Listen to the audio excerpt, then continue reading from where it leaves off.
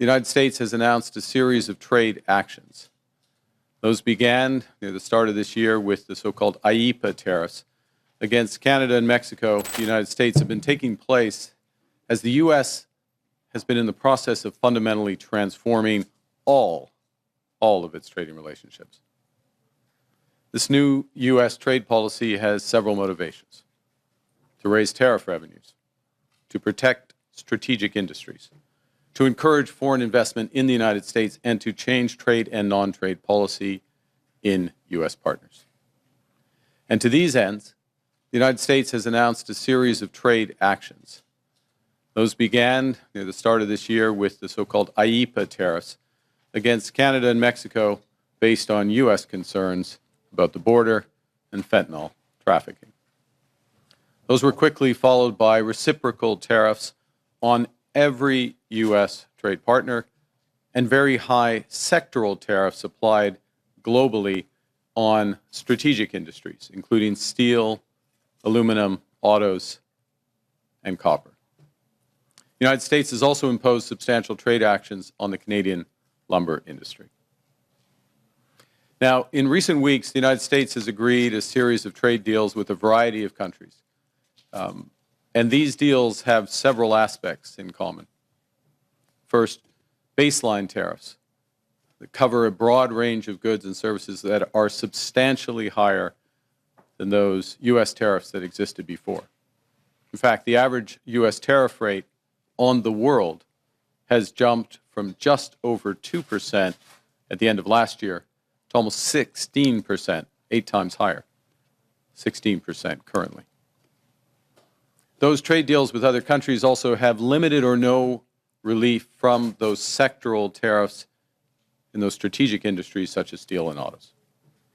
They include substantial commitments by the U.S. trade partners for investments in the United States and significant unilateral trade liberalization measures by U.S. trade partners. As a result of these developments, the breadth and the depth of the changes in U.S. trade policy have become more fully apparent.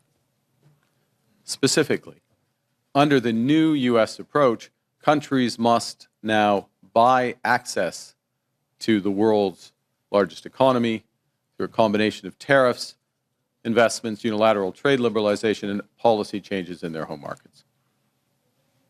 Now, as in previous trade disputes, Canada has implemented a series of retaliatory tariffs.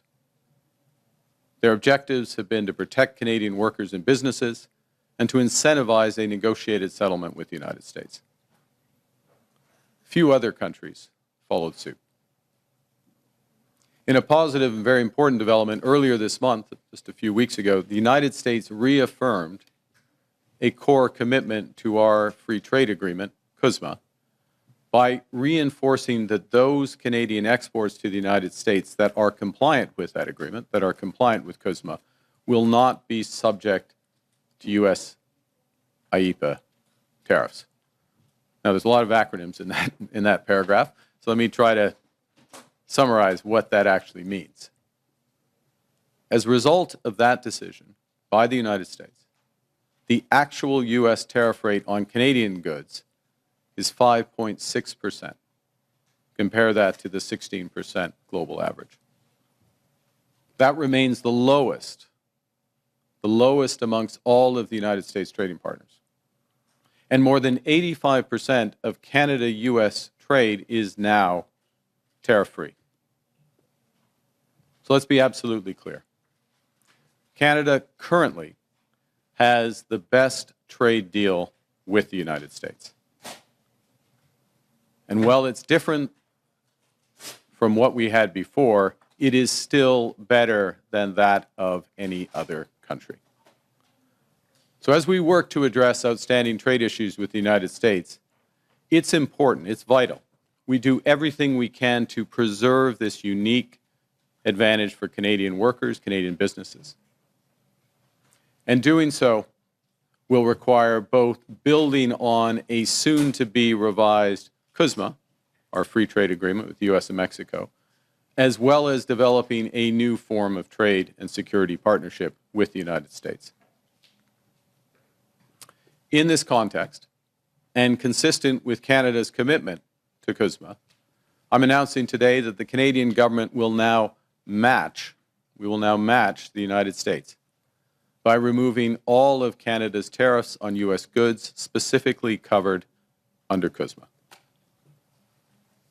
Soyons clairs, le Canada a en ce moment le meilleur accord commercial avec les États-Unis.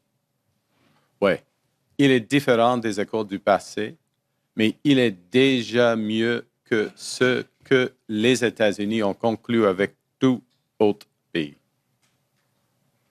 Nous nous affirmons à régler les enjeux commerciaux en suspens avec les États-Unis et pendant ce temps, il est important de faire tout ce que nous pouvons pour préserver l'unique avantage que nous avons pour les travailleurs canadiens et leurs familles.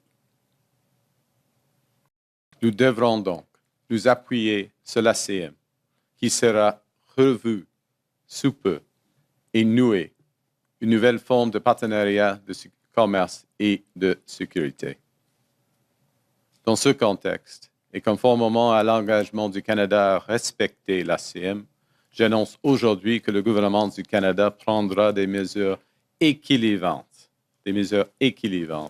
à celles des États-Unis et éliminera tous les droits de douane canadiens sur les marchandises américaines qui sont visées par l'ACM.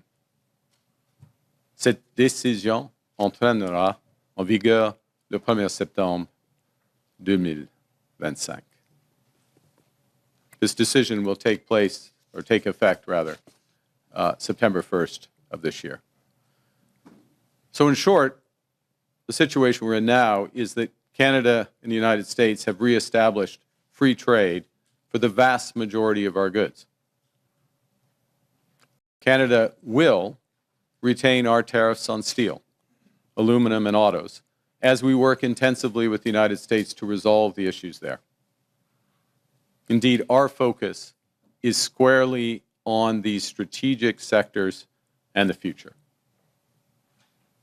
The Canadian government will begin our preparations for the CUSMA review process that is due next year by launching new consultations starting next month to assess Canadian priorities in the new global trade environment. And in addition, following my conversation with the President of the United States yesterday, Canada and the United States will intensify our discussions to address current trade challenges in those strategic sectors and to seize major immediate opportunities